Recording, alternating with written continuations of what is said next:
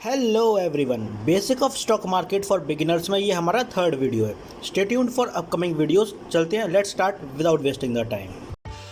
आज के इस वीडियो में हम देखेंगे most common and basic terms of share market.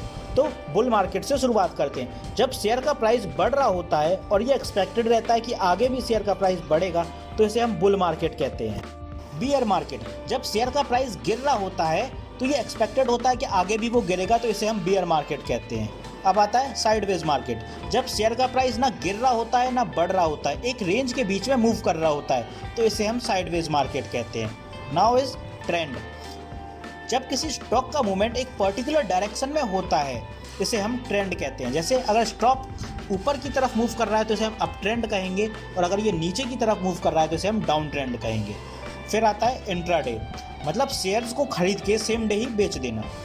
Now next is delivery, जब आप शेयर्स को खरीद के एक दिन से ज़्यादा होल्ड करके रखते हो तो उसे हम डिलीवरी कहते हैं।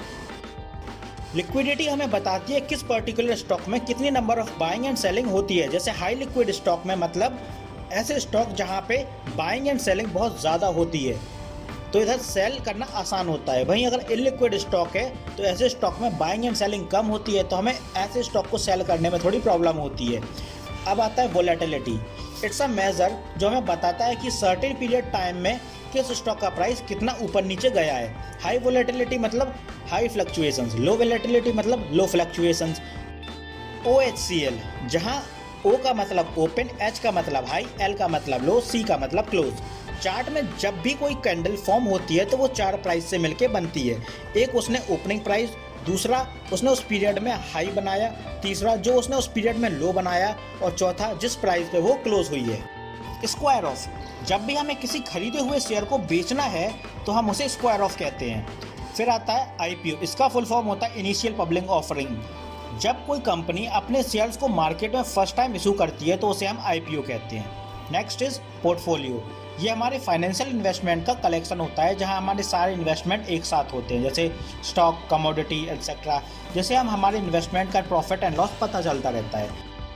Next is index, market capitalisation के हिसाब से सिमिलर स्टॉक्स को कैटेगराइज कर दिया जाता है, जिससे हमें इंडेक्स कहते हैं। जैसे निफ्टी, जिसमें NSE की टॉप 50 स्टॉक को उनके मार्केट कैपिटलाइजेशन के हिसाब से रखा गया है। दूसरा सेंसेक्स, जिसमें BSE की टॉप 30 स्टॉक्स को रखा गया है, और बैंक निफ्टी, जिसमें बैंकिंग सेक्टर के स्टॉक्स को रखा गया है।